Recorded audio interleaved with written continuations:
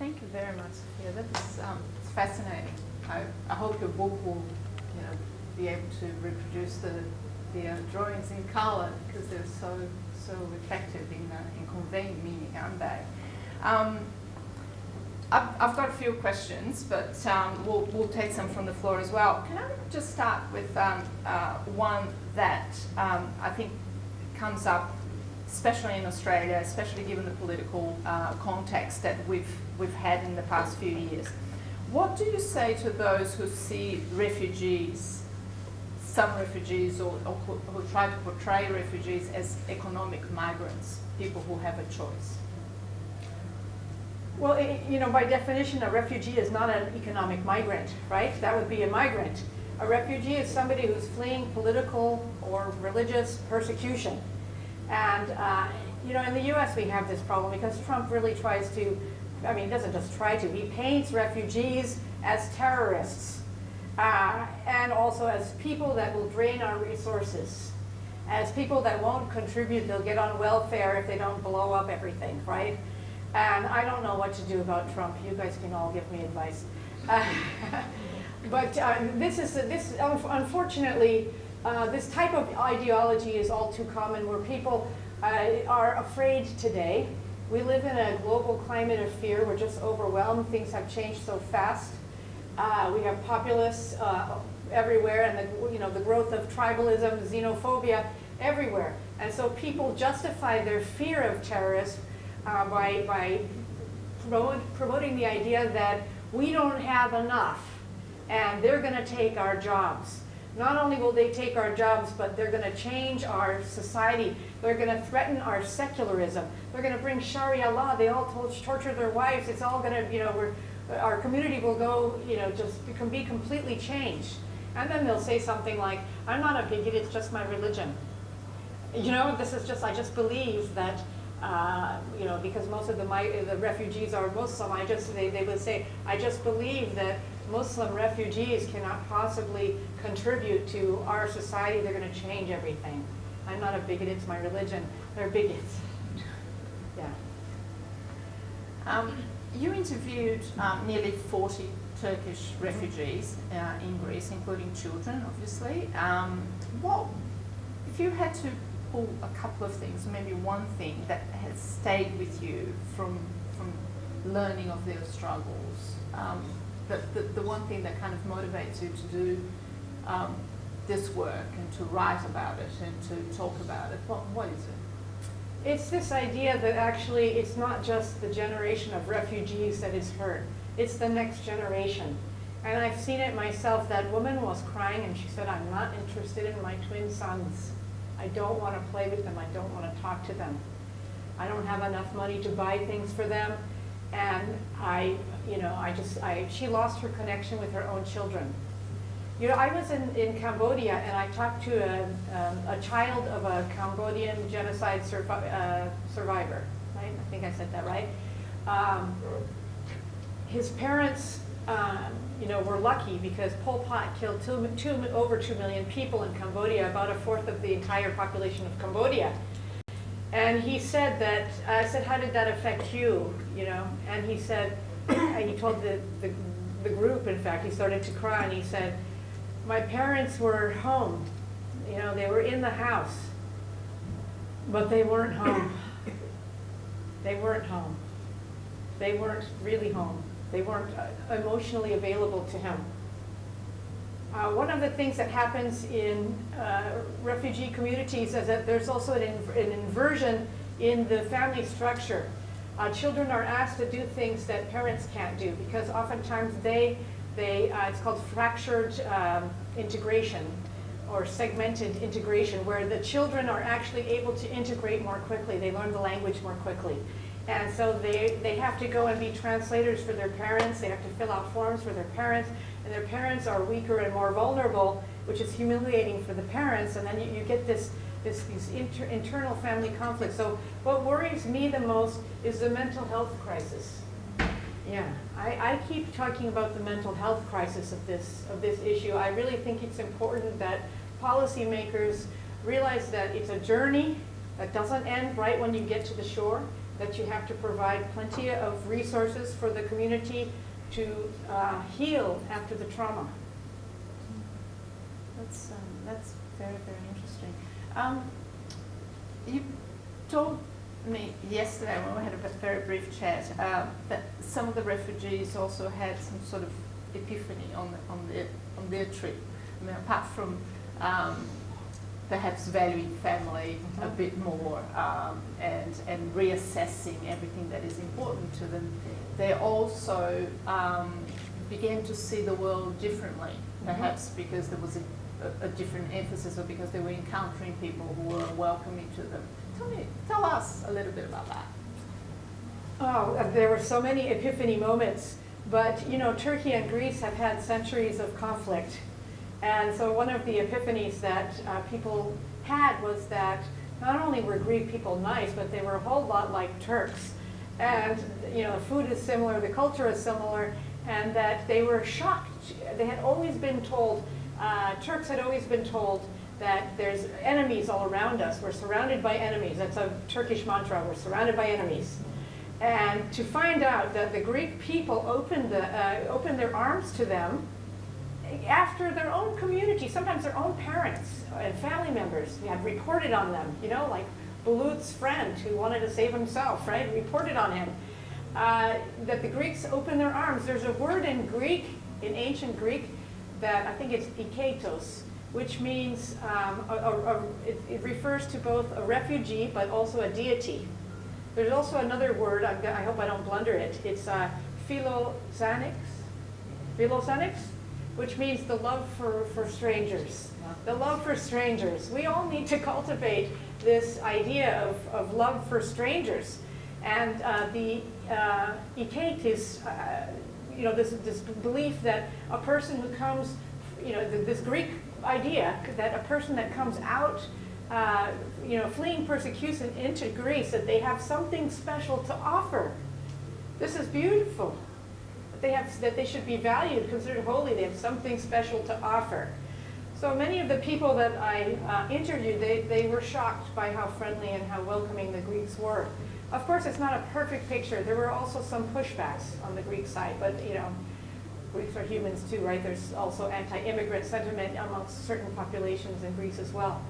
Another epiphany was, one person told me, you know, when they used to see on TV that a ship would sink, she said, I never humanized the people on the ship one by one. I never thought about what their names were, or what they were doing, or who they were, or you know, who their children were. But she said, now she does. Now she does. Now she realizes that she was on such a ship. Wow, that's pretty powerful. And what about religion? Because I think there was also on both sides people who realized that the other religion wasn't as bad as they've been taught. Yes, so people told me that it was no longer good enough for somebody to tell them that they were Muslim. Being Muslim didn't mean as much as it used to before their refugee experience. So the Turkish community that I interviewed, most of whom were Muslim, they said things like, I need to know who the person is. Some Christians are better Muslims than Muslims. And yeah, right? Being Muslim doesn't mean anything to me anymore. It just, you know, because they believe that Erdogan, who says he's a Muslim, waves a flag and holds a Syrian child in his arm, you know, to try to present himself as the, you know, the great father of the Muslim world, that this is not good enough for them. They think he's a hypocrite. Yeah, there was just so many moments. People also told me that sometimes they miss being in jail, that they had a spiritual awakening in jail. And they also had tremendous camaraderie in jail because they carried out a lot of religious practices in jail. They had to keep busy. And so they carried out zikr and sohbets. Those are spiritual practices that certain Muslims carry out. And just lots of prayer sessions. And then in jail, they learned that, you know, they can live without anything and that they just need those that are in the cells with them. I might open it up to the floor, actually. Can we have a microphone? If you could just say your name and where you're from, if that's relevant to the question. My name is Nick Hatzoglu. I'm from Football Victoria. I'm fascinated by your presentation. Can you give us some insights into what Germany has accepted over 1 million refugees? What are they doing right? What can we learn from them? So one reason why Germany is willing to accept refugees is because they don't have enough youth to and laborers to fill their markets or their economic needs. They also probably are trying to seek some legitimation. They want to legitimize themselves after, you know, what happened during World War II. And they're just particularly well, their program is very good. You know, so Yusra arrived to Germany and she's in a refugee camp that doesn't have any barbed wire. This is great. Why do we have to lock people in cages? Why do we keep doing this? You know, the United States, that they're literally keeping little kids in literal cages, and then the Christmas Island thing, and then, you know, in Greece there's the refugee camps also that are sort of jail-like, but in Germany they're just like dormitories. They're dormitories with bunk beds and bathrooms and common eating areas, and and communal resource areas, and this is just such a better idea. And they also they start right away with school. The kids get into school, and then they start with language learning, and they get medical treatment, mental health treatment.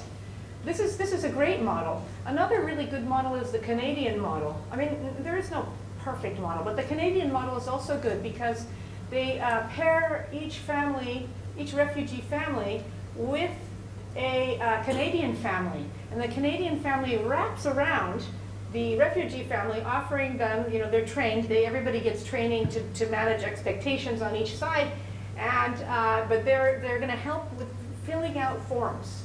Anybody who helps a refugee filling out forms is going to go straight to heaven, okay? Because filling out forms is it's just one of these awful things that happens. Refugees arrive and forms in you know, other languages are thrown at them, and they don't. It's very difficult. Filling out forms, helping children with homework. Also maybe providing them with some child care. Refugees have the problem that sometimes their children have never been watched before by strangers. They don't understand the concept sometimes. And to have it explained to them and to have some orientation is very good. And in the Canadian model, it also helps them integrate because you just have, you know, a family coming over to your house for dinner every once in a while. Right? You're sponsoring them. It's very nice. It should be in addition to government support. The government shouldn't say, okay, the grassroots is taking care of this. It should be in addition to government support.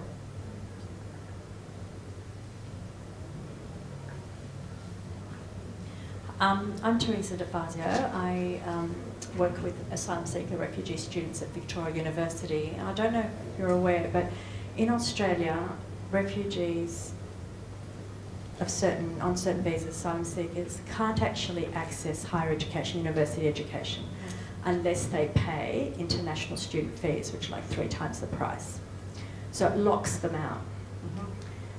And we're, you know, and we who work in this space, we try and counter that. And our university has offered probably the most number of scholarships for students, so we cover their costs. And we have a high percentage of asylum seekers and some refugees on certain visas. So, but the issue is that then with these scholarships that come in, the great thing is they then have access to mental health services and all the wellbeing support services around them.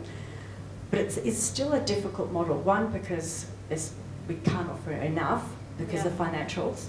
Right. 2, we have to do a whole lot of training, we have to do a whole lot of work ourselves to be able to work with them, and that's great because a lot of people come to this with hearts and minds. But I was just wondering, in your experience, are there any models for higher education university sort of services that work really well, or any models for the countries that you may have, that you know of? Yeah, you're bringing up a really important issue, and I'm not sure I have the answer. Actually, the Syrian refugee student that I spoke to you about before has the same problem. Initially, she was considered an international student, and I had to go talk to my own university to point out that this is not, this is not fair. I mean, it's not that she can't go home and she can't become a citizen. So, what are we going to do? So I think the university also helped take care of that. You're bringing up something I don't know the answer, but it's a very important question, because as you know, the thing is that many of the people that are refugees are not necessarily impoverished, you know, teeming hordes of pathetic peoples. Oftentimes they come, they're finishing up their PhD. They just got kicked out of Turkey right before they could defend their PhD. We have so many people like that in the United States. And you know, they tell me that even so in Turkey, a lot of the institutions associated with the Gulen movement were just shut, and so there's no record of their entire coursework.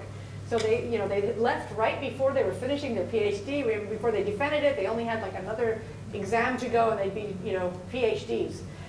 So it's very painful. A lot of people are engineers, doctors, lawyers, everything, and to be recognized as such in the host country is an upward journey, and I'm going to look that up now because I don't know the answer. I'm sorry.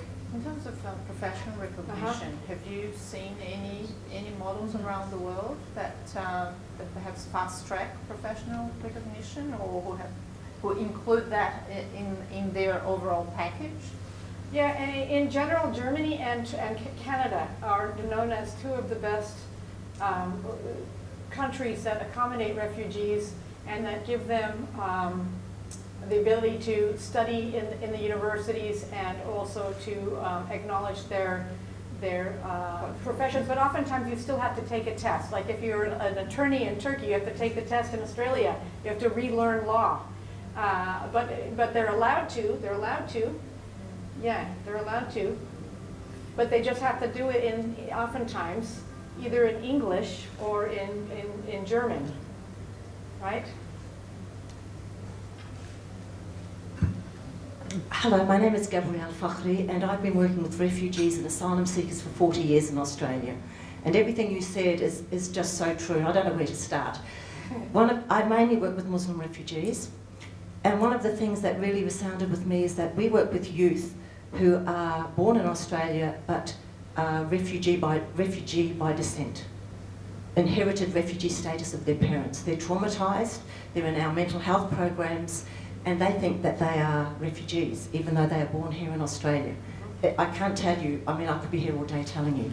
I work with Syrian refugees who are so educated and have come here and go to our job networks and are told to be cleaners, and he's a doctor, a surgeon from Syria. I work with Rohingya asylum seekers who are so traumatised when I run parenting programs that they can... I'm getting traumatised talking to you. They don't know how to attach to their children. We have to teach them attachment, which is not that they don't know. Their asylum seeker process here has disengaged them as parents. Yeah. Everything you said, I could tell you for 10 hours is happening here in Australia, and I'm so glad to hear that we're not the only country that's traumatising our asylum seekers and refugees. Thank you. No, thank you. You know, it's called secondary trauma, by the way. And I went to therapy after I got back from Greece because it's very traumatizing. Jesuit social services happening. Yeah. Today I heard a story from a gentleman who was in jail.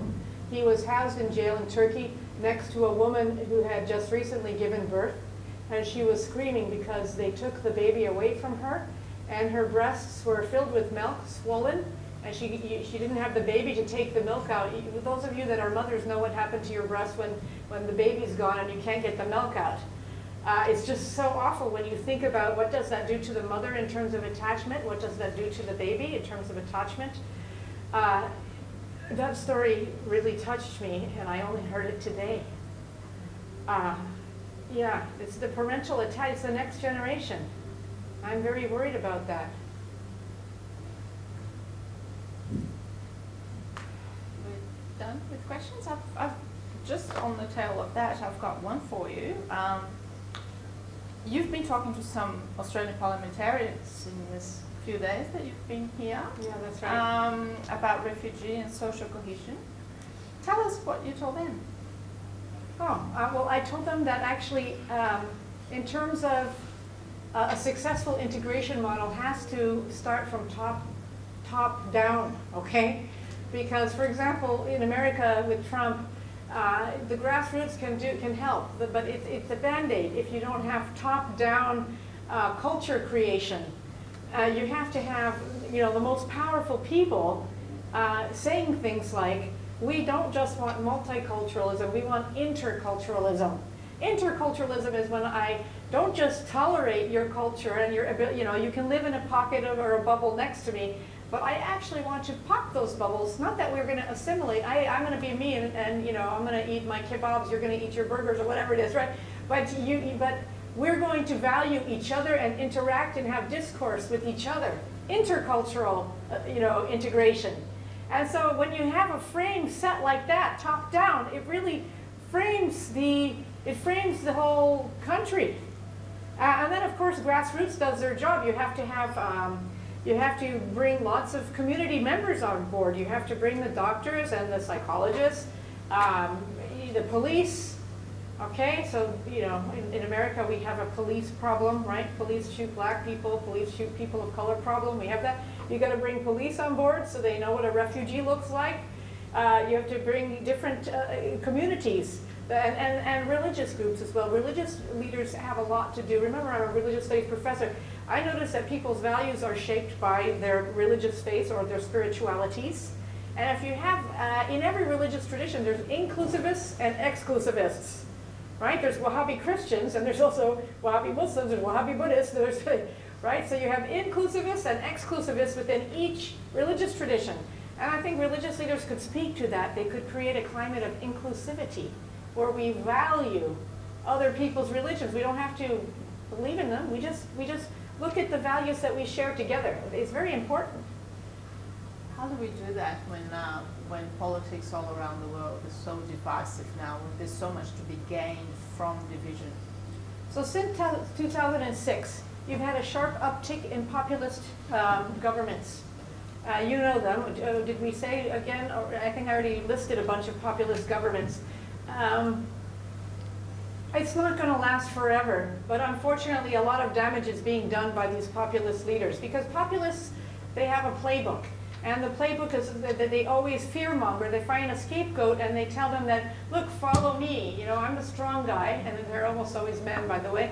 Follow me to make America great again. All we need to do is get rid of these groups. Okay, and so Erdogan did the same thing. Modi's doing it right now in India, et cetera, et cetera, et cetera. So how do we fight against the rise of populism? First of all, we have to fight. Okay, this type of political and social behavior is on the spectrum towards genocide. Okay, so we have to fight. So we do what we can. We demand that our governments be more inclusive. We demand it from our churches, mosques, temples, synagogues. We have to promote it, at our schools. We do it wherever we can. And the worst thing to do is just say, this is all too overwhelming, I'm not going to do anything. We have to do what we can. Of course, you can't take on every issue, right? But you do what you can. Which brings me to the question that you brought up, or the point you brought up in your presentation when you said that refugees become this layer, or cloaked in this layer of invisibility after a while. They're obviously not just refugees, they're not just the tag, they are the people, they are their struggles, they are their experiences, their dreams. What do we do about compassion fatigue? When those sorts of problems become invisible because there are so many other noisier or bigger problems competing with it.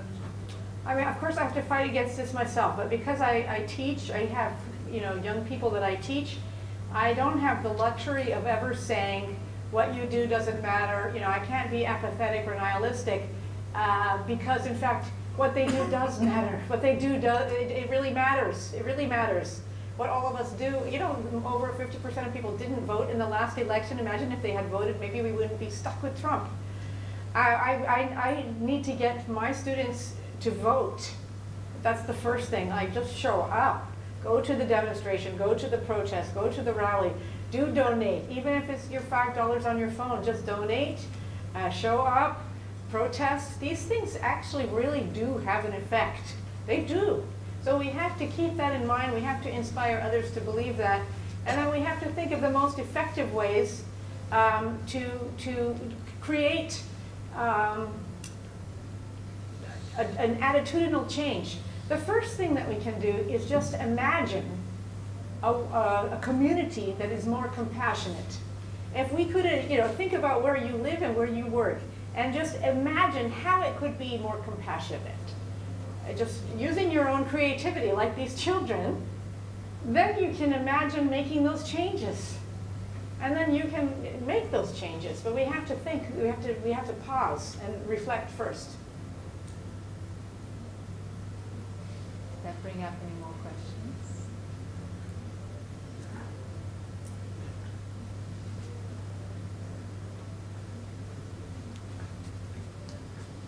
I know you gave great presentations about what the kids did in terms of their escape from the trauma that they're experiencing, but from the adult perspective, you sort of touched on it with poems and things like that. What was a typical escape for the adults in trying to deal with the situation and try to, you said you had to take an escape to go to the beach for one day. How do they do time out? How do they escape the current dilemma that they're in? Can you recall something? Yeah, that's a good question. And a lot of times they're not escaping enough. There's a tendency to hang out on Twitter a lot. In the Turkish community, there's some Twitter addiction. And they're not really escaping enough. And it would be a good thing if they did actually take their own mental health more seriously. For a couple of years right after the coup, people in the Gulen movement, when I would interview them and talk to them, they would say, we're not holding birthday parties, we're not carrying out any type of social happy event because my uncle's in jail and this person's in jail and there's all these refugees in Greece. And after a while, the kids suffer. I mean, give them birthday parties. You can't maintain that level of suffering for that long. I'm trying to think of what they would do for an escape. And that's a hard question because there didn't seem to be enough escapes for most of the people that I spoke to. I guess they took it day by day. One dad that I interviewed, he said that sometimes the men cried more than the women, by the way, in the interviews, because they're, in Turkish culture, they're supposed to take care of the problem, fix it, baba, and they couldn't fix it, right? So one guy that I interviewed said that he went out to the park every day. I guess this was his escape, and he would tell his wife he's going for a walk, but he would just go to the park and sit there and cry. And then he would come back and tell his wife, nice walk, nice walk. But he'd just let out his feelings on that bench. That kind of got to me, because it's just hard to see men cry. I don't know why. Sometimes little things like taking care of kids. Yusra's mother was pretty busy just taking care of her kids, taking them for ice cream, taking them to the beach. I think she really liked that. And in fact, one of the women that I spoke to, she was in a refugee camp. In fact, she said for her, she had spent about 9 months in jail. And she said that she learned the meaning of freedom in jail. And for her, the meaning of freedom, and she was jailed without any of her children, just by herself, was to, in the morning wake up and make a little sandwich for your child. So that kind of thing. I mean, those that are not in jail, I think they're just enjoying the simple acts of making a sandwich for their child. How damaging is it from? I don't know if you've had a chance to have a look at the research, perhaps medical or professional research into this. How damaging is the long-term effect of long-term incarceration for refugees? We're talking, obviously you touched on the next generation and everything, but this long-term incarceration can't possibly be. So in those refugee camps, which is what I assume you mean by incarceration of refugees, suicide rates are really high. And attempted suicide rates as well, sexual assault, assault in general, sicknesses, people getting sick. because they're all held in squalid conditions. And so the long-term outcome of people held in those conditions is not that great.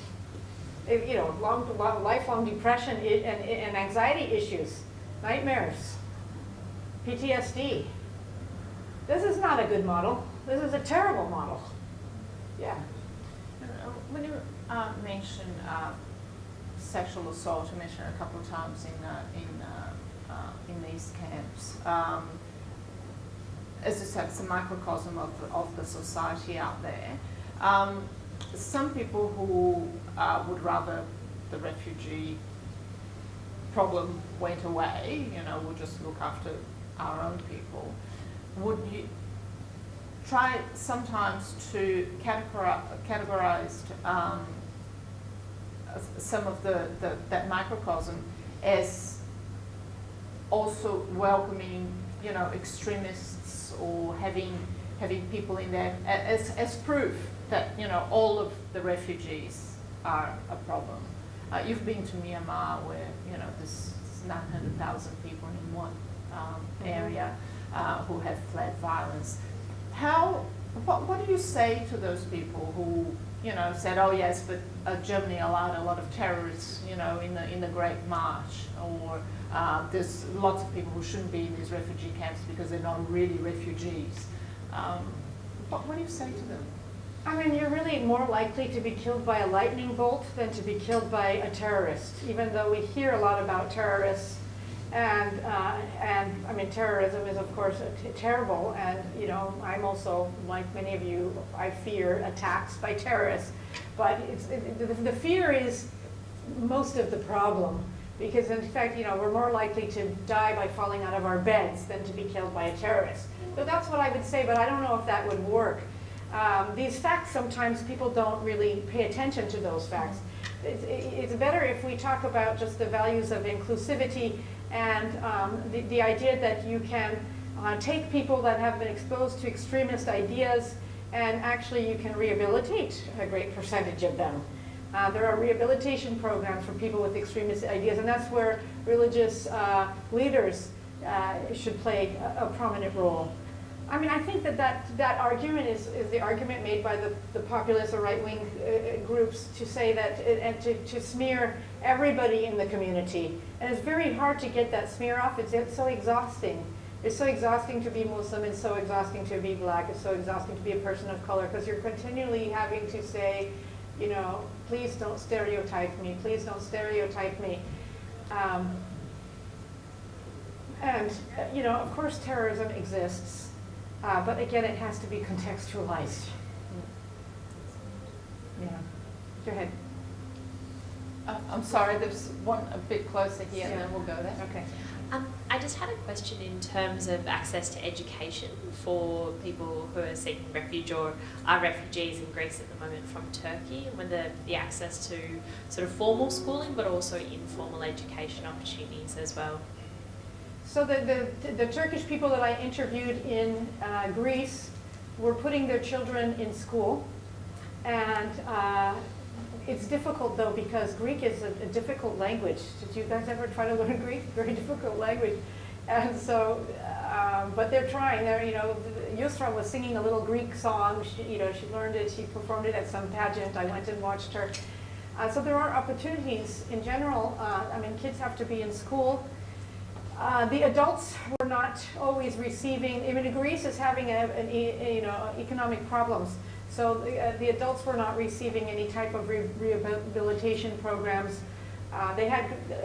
There was the possibility to take Greek language classes, but not so many employability programs for them.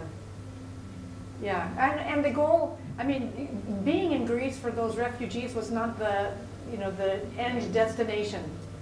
They wanted to be resettled, or they want to do their final integration and resettling, usually in Europe, and oftentimes with Germany or Finland as the key destinations. Thanks. Professor Sophia, you've painted a pretty bleak picture here this morning, and it's good that people like you in the world pricking a conscience of our leaders and so on. My wife and I have been to refugee camps in Turkey for Syrians, Cambodia, Myanmar, but you haven't preached much hope. And I wonder, I'm from Transparency International, so we're all about combating corruption in the world, which I think is the greatest single source of poverty. And if you don't have hope and you can't see the better side of human nature, where do you go with all this? So I was hoping you might like to talk a bit about hope as well as all the issues that we have to confront. Well, thanks for that. I talked about hope when it comes to the refugees. I mean, they had plenty of hope for a future integration. The refugees themselves have hope, and that's where I addressed hope. But in terms of us, how do we have hope? And I think for us, we have to have hope that we can imagine a different community that would be more inclusive to other communities, to vulnerable communities, and that hope is in our own activism. Hope is in the change that we can make ourselves. There's groups like us that perhaps are already persuaded to be inclusive, and then there's those that we can't persuade, and then the persuadables in the middle, you know, those are the ones that we want to reach, and that's where the hope is, that we can actually reach a critical mass of people to create a society here or in my country, wherever, that is more inclusive, because we have to. The thing is, we have to, because we've got 70 million displaced people right now, and the key, you know, roots of displacement have not been addressed. Of course, we should also be addressing those key causes of you know, poverty, economic disparity, lack of human rights. Of course, we need to also address those things. But I think the real hope has to do with the potential for change. Beautiful. And I think that would be our last question. Okay. Like your last. Hi, Sophia. My name is Khaled Mashidi. I'm from Amis, Victoria. I'm black. I'm a Muslim, and still not tired. Don't you worry about that. But I'm a refugee as well on top of it. And Right. I just wanted to ask you, from second generation Australian, son of a refugee, how do you go to the root cause of this and educate people on why they are refugees? Not how to adopt refugees and how to integrate or interculturalize refugees. That's curing it. I'm trying to talk about preventing it. So, as a refugee coming here, I was sick of every time I had a plane, we had to move. So the first thing I did here was get into the Air Force. And the first thing my mum asked me to do is, no son. I said, we're not running anymore. And she goes, no, you'll be making more refugees. And it took me a while to understand that, and I changed, and I did international business instead for her sake. But the main thing I was trying to say is, one man's terrorist is another man's freedom fighter. Right. The word terrorism, you need to teach people what it takes for someone to reach that point. So once we know you're a refugee, you've been bombarded, you call collateral damage, you've tried to go into Germany, you've been kicked out, you've got no hope, you've got nothing else, Yeah. what's left? Right. So if we can understand what it takes for someone to reach that level, or what it takes for you to be a refugee and to fight for survival, why can we not, in your education, so in your university, start from there and on the way from the top of education downwards, all the way to primary schools, educate people on the human element of things. Everyone loves their kids, everyone wants a future. Everyone shares the same key goals, we're just different about the way we go about it. But how do we stop seeing you as us or them, terrorists or non-terrorists? Because they're all humans that reach a certain point because they've been pushed to. Mandela was a bloody terrorist until, do you understand? So our mindset needs to change. Unfortunately, we live in a world where the media, it's a great selling tool for you, I understand. And do you mind telling us which country your mother came out of? My mother from Eritrea, Eritrea. and my father from Abyssinia, which has now been divided into 4 or 5 different countries. Okay, right. And I have lived in many countries, speak 7 languages, understand 5, read and write 3. Yeah. And I'm still done where I come from, trust me. And you're still Yeah. not tired. He's still not Oh, tired. absolutely not. That is the hope. So, and the hope is I want to know, we want to Yeah. teach them the human element. If we understand as Australians that they are refugees because we sell weapons to Yemen and we bomb them, we're creating this. If we can find out, okay, Yeah. let's not give them the weapons to create refugees, that's one way. Then let's not get interfered because the greed, I don't see humans as enemies. honestly. I believe greed, I mean, fear, we have to those are the enemies we want to teach young ones not to do. So how can you advise us how to change education? I mean, oftentimes there is a divide between those that support spending governmental money on education and those who support spending governmental money on, you know, keeping America safe, right, or keeping Australia safe, as if we need that many weapons, right? I think the U.S. has more weapons than any other country in the world right now. You know, we don't need that many weapons, and we're only accepting 18,000 refugees in 2020. It's pathetic. I mean, what you said is exactly, I agree with you. We need to look at the root causes. We have to create societies in which education is valued, in which compassion is valued, and which teachers don't have to have bake sales to get their supplies. You know, we want Boeing to hold a bake sale. Let Lockwood have a bake sale to try to raise money for their weapons. You know, that might be naive. To move past naivete, maybe I would say that we just need to shift at least some, you know, I heard this great talk in Sydney, and there was this gentleman who talked about the price of war versus what we would save if we had peace. So the price of war is 14 trillion. I don't know if that's a year, I just don't remember the entire talk, but so some enormous amount of money, that's what we're spending on war. And he said, well, why don't we just imagine from 14 trillion, what if we were just like 10% more peaceful? So I'm not saying we're going to get past human conflict. Of course, we're never going to get past human conflict. You know, we're kind of all monkeys in some sense. But if we could just move it a little, how much more money would we save? If we created, climates, pockets of compassion, how much? What could we do with that money? It's not just money. What could we do with that money? So I'm completely with you, and I think it just takes everybody. But we're not going to have everybody. So everybody that is willing to do something has to do something. That's beautiful. Thank you, Sophia. You leave me with this little suggestion of, let's create pockets of compassion in our day-to-day lives, which I think will go some way to addressing, hope, and perhaps, in the wider world, when we put all those pockets together, we'll have bigger pockets, and maybe we can change the world in a tiny little bit, at least the one immediately close to us. Thank you so much for sharing your experience with us. Thank you for your questions.